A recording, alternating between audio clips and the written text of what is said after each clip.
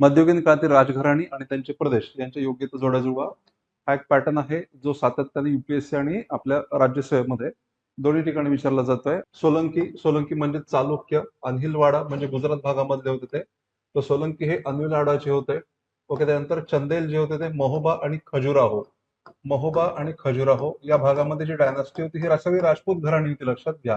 आणि वेगळ्या राजपूत घराण्यांनी वेगळ्या भारताच्या भागांवर राज्य केलं होतं.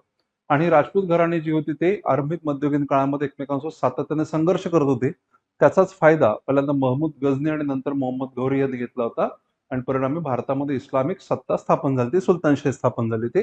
तर त्या संदर्भात हा क्वेश्चन आहे. सेना हे जे घराणं होतं बिहार आणि बंगालमध्ये होतं. नादिया ही त्यांची राजधानी होती. आणि गहडवाल हे जे घराणं होतं हे ओके कनौज या ठिकाणी होतं, लक्षात घ्या. ठीक आहे ना. त्याच्यामुळं ओके गहडवाल, कनौज आणि सेना, नादिया. त्याच्यामुळे पर्याय क्रमांक 3 हे त्याचं उत्तर आहे.